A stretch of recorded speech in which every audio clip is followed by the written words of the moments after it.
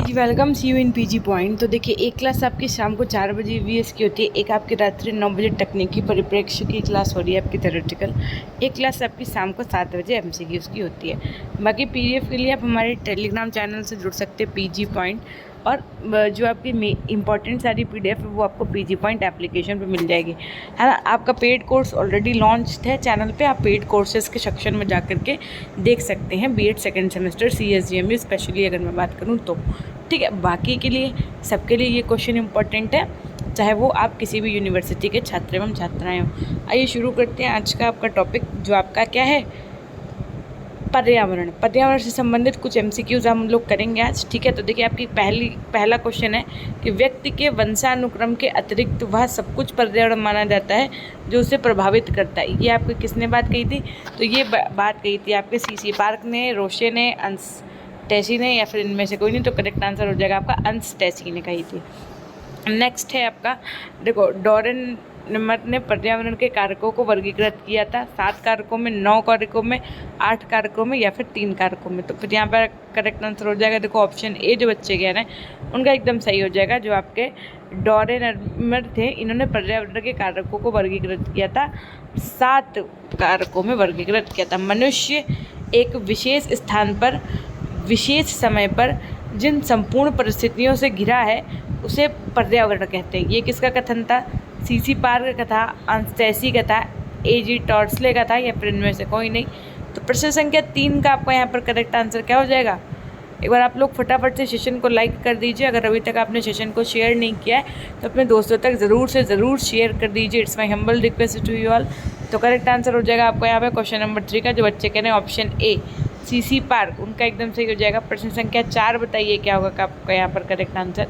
Question है, पर्यावरण का एक बाह्य शक्ति है, पर्यावरण एक बाह्य शक्ति है जो प्रभावित करती है। ये किसका कथन है? पर्यावरण एक बाह्य शक्ति है जो प्रभावित करती है, किसका कथन है? रोशे का, मैकाइवर का, डेविस का, डेडले स्टैम्प का। अगर आपको क्वालिटी बेकार दिख रही है तो आप अपने सेटिंग से जा करके क्वालिटी को बढ़ा लीजिए, क्लियरली विजिबल है होने लगेगा आपको। 4th का यहाँ पर आपका करेक्ट आंसर देखो हो जाएगा ऑप्शन सी, जो बच्चे कह रहे हैं उनका एकदम सही हो जाएगा। डेविस ने कही थी ये बात। पर्यावरण के भौतिक एवं अभौतिक की विवेचना किस वैज्ञानिक ने की है? ऑस्टिन ने, डेविस ने, उसके बाद में डॉर्निमर ने, या फिर इनमें से कोई नहीं। तो पर्यावरण के भौतिक एवं अभौतिक कारकों की विवेचना किस वैज्ञानिक ने की है? तो ऑप्शन ए एकदम सही हो जाएगा, यहाँ पे ऑस्टिन ने की है। क्वेश्चन नंबर 6 है आपके स्क्रीन पे, जलवायु के प्रमुख कारक आपके कौन कौन से हैं? सूर्य का प्रकाश यानी सनलाइट, उसके बाद में आपका तापमान यानी टेम्परेचर, या फिर वर्षा एवं आर्द्रता यानी क्या, रेन एंड, बताइए, आर्द्रता, नमी जिसको कहते हैं आप, है ना, या फिर ये सभी। तो क्या हो जाएगा आपका यहाँ पर करेक्ट आंसर? जो बच्चे कह रहे हैं यहाँ पर ऑप्शन डी, ये सभी, उनका एकदम सही हो जाएगा। जो आपके जलवायु के प्रमुख घटक हैं वो आपके क्या हैं? ये सभी हैं, ठीक है। उसके बाद में देखिए, नेक्स्ट क्वेश्चन है आपका, मृदा की विशेषताएं निम्न है, बताइए इनमें से कौन सा आपका आंसर करेक्ट होगा। मृदा जो है वो धरातल की उथली परत का नाम है, बताइए।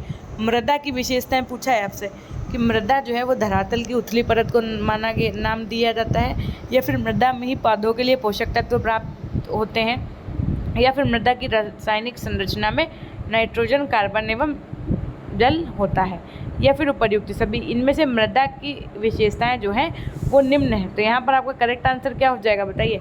यस, तो जो बच्चे कह रहे हैं ऑप्शन डी, उनका देखो एकदम यहाँ पर सही हो जाएगा। ये सभी जो विशेषताएं हैं ये आपकी सॉइल की हैं, यानी मृदा की हैं। उसके अंदर question number 8, one of the most important question, examiner wanted question हम इसको कह सकते हैं आपका। ये बहुत इंपॉर्टेंट क्वेश्चन है, याद रखिएगा, इनकी प्रैक्टिस भी करनी है आपको।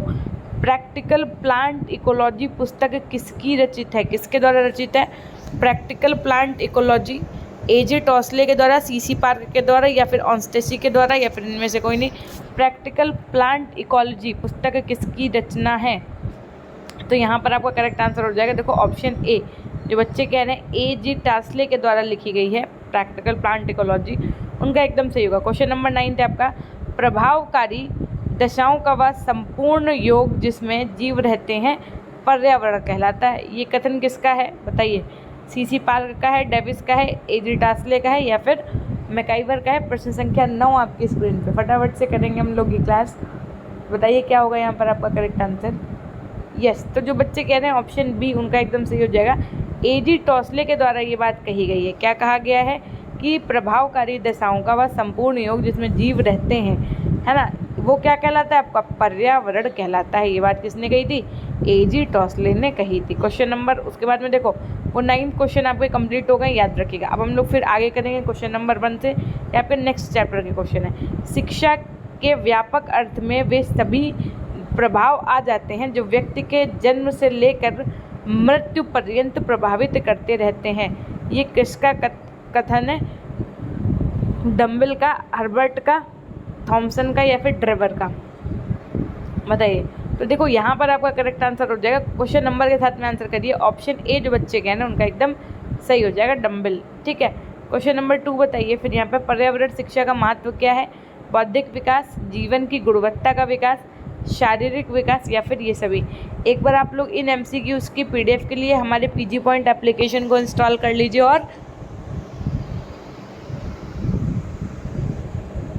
अगर अभी तक आप हमारे टेलीग्राम चैनल से नहीं जुड़े हैं तो PG Point सर्च करके जुड़ जाइए। ये आपको ऊपर एक पिन दिख रहा होगा ना कमेंट सेक्शन में, वहाँ से भी आप जुड़ सकते हैं टेलीग्राम ज्वाइन चैनल से। ठीक, तो यहाँ पर देखो आपका करेक्ट आंसर क्या हो जाएगा? जो बच्चे कह रहे हैं ऑप्शन डी ये सभी।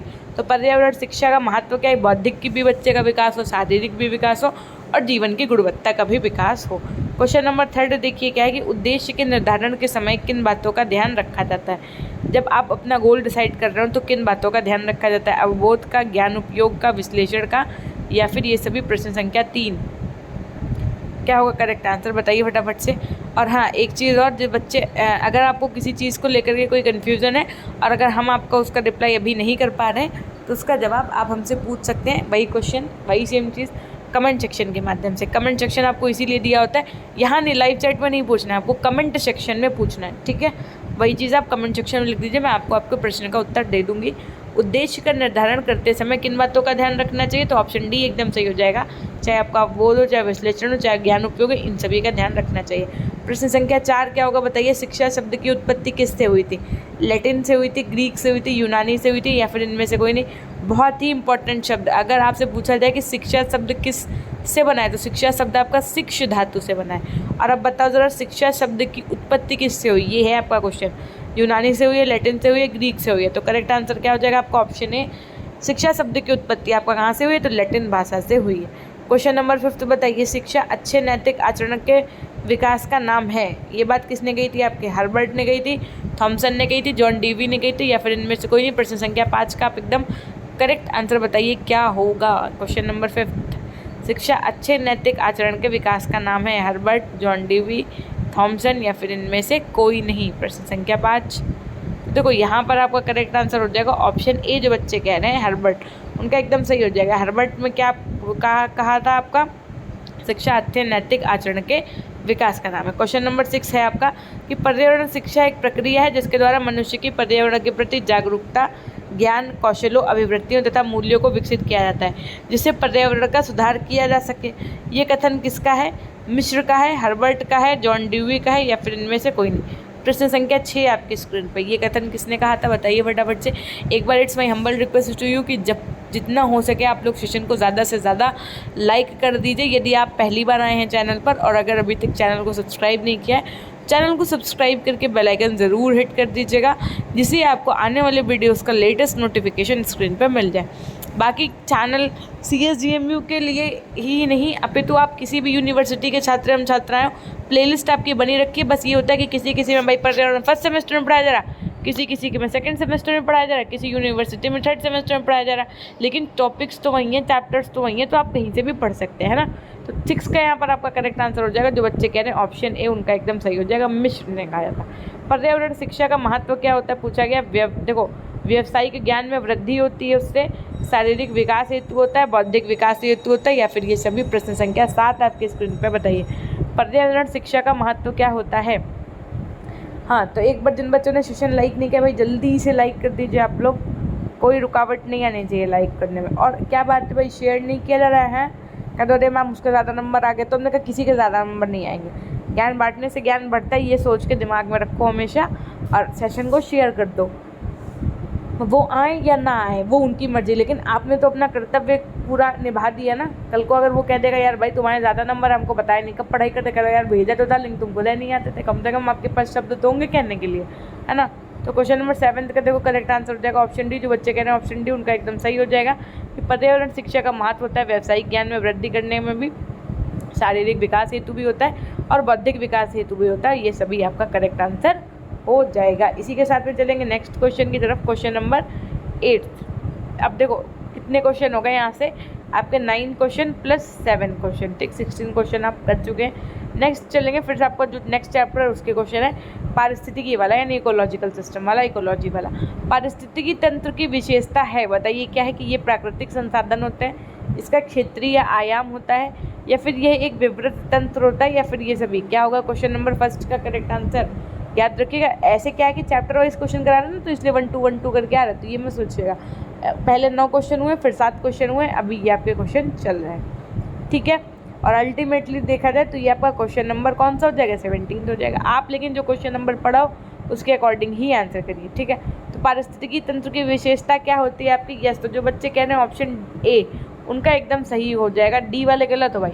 पारिस्थितिकी तंत्र की विशेषता होती है कि ये प्राकृतिक संसाधन होते हैं, ठीक है।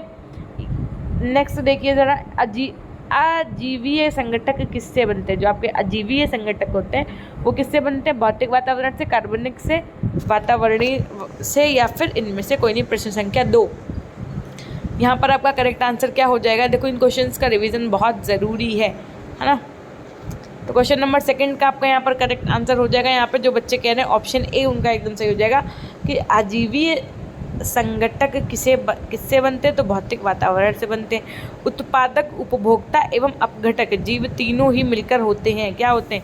जीवभार होते हैं, अपघटक होते हैं, या फिर उपभोक्ता होते हैं। क्वेश्चन में है कि उत्पाद यानी प्रोडक्ट, उपभोक्ता यानी कंज्यूमर, और अपघटक ये जीव तीनों ही मिलकर होते हैं। क्या होते हैं बताइए?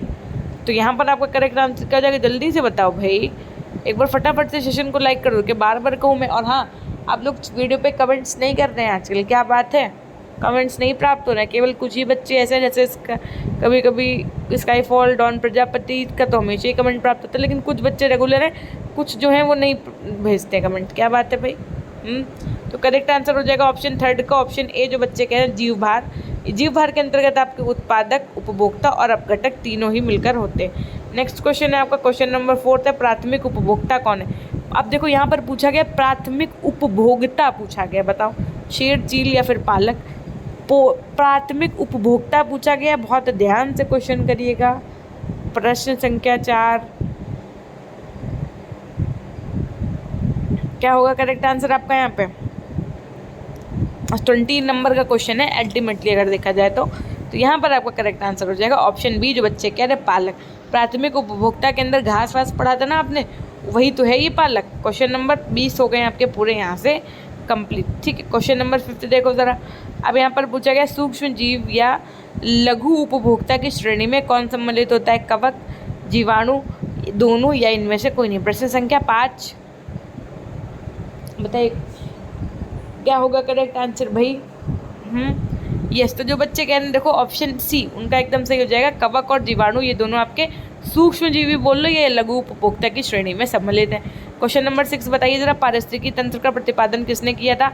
टेंसले ने, F.R. फॉर्सबर्ग ने, उसके बाद में R.S. सिंडरमैन ने, या फिर इनमें से कोई नहीं। जिन बच्चों को क्लियरली विजिबल नहीं है बेटा, आप लोग क्वालिटी बढ़ा लो एक बार, चीज़ें क्लियरली विजिबल हो जाएंगे। तो क्वेश्चन नंबर 6 का यहाँ पर आपका करेक्ट आंसर क्या हो जाएगा? Option A. जो बच्चे कह रहे हैं देखो उनका एकदम सही हो जाएगा। टेंसले ने कहा था कि पारिस्थितिकी तंत्र का प्रतिपादन किया था। किसने किया था? टेंसले ने किया था। क्वेश्चन नंबर 7 बताइए ज़रा। परितंत्र का अर्थ होता है किसी प्रणाली तंत्र की भौतिक, जैविक तथा रासायनिक प्रक्रिया की विशेष जीवधारी स्थान तथा समय में इकाई के रूप में होता है। ये कथन किसका है? R.L. लिंडरमैन का है, A.G. टेंसले का है, F.R. फॉर्सबर्ग का है, या फिर इनमें से कोई नहीं। प्रश्न संख्या 7 का यहाँ पर आपका करेक्ट आंसर हो जाएगा ऑप्शन ए। जो बच्चे कह रहे हैं R.L. लिंडरमैन, उनका एकदम सही हो जाएगा, ठीक है। तो आपने अल्टीमेटली कितने क्वेश्चन कर लिए? तो आपने कर लिए हैं अब तक 24 क्वेश्चन। और उसके बाद में आज का आपका ये देखो अंतिम क्वेश्चन है। अब यहाँ से हम लोग कितने प्रकार का होता है नेक्स्ट सीरीज में करेंगे। कुल मिला के 25 क्वेश्चन के लगभग आप ऑलरेडी कर चुके हैं इस PDF में, ठीक है। तो ये थी एक छोटे से जानकारी। और उसके बाद में देखो जो बहुत अच्छा स्कोर अगर आप लोगों को करना है, ये आपके पास एक बहुत बड़ा गोल्डन चांस है और ये आपका गोल्डन टाइम भी चल रहा है कि आप कितना ज़्यादा से ज़्यादा प्रैक्टिस कर पा रहे हैं। अगर आपकी कोई भी क्वेरी है तो आप हमें टेलीग्राम चैनल PG Point पे हेल्प पे मैसेज कर सकते हैं, या आप हमें PG Point इंस्टाग्राम पे मैसेज कर सकते हैं। इन सब चीज़ों का पेड कोर्स आपका already, paid course free course दोनों आपका अवेलेबल है। यूट्यूब पे के जो चीज़ें हैं उसकी जो PDF है वो आपका PG Point एप्लीकेशन पे अवेलेबल है। तो PG Point ऐप को इंस्टॉल करके उसका मज़ा लेना ना भूलें, क्योंकि आपकी क्लास के बहुत सारे ऐसे बच्चे हैं जो ऑलरेडी ये सब चीज़ें परचेज कर चुके हैं और अपनी पढ़ाई को निरंतर रूप से जारी रख रहे हैं, है ना। तो ये थी एक छोटी सी जानकारी, बाकी आपकी मर्ज़ी, आप जो चाहें वो कर सकते हैं, है ना। एक बार फटाफट से लिख दीजिए अपनों के लिए, यहीं से करेंगे सेशन को एंड। यस, तो वेरी गुड। तो हमेशा खुश रहिए, मुस्कुराते रहिए, कभी अपने लिए तो कभी अपनों के लिए। Till then take care, bye bye, love you all, love you my dear classmate, with you in the next class, okay.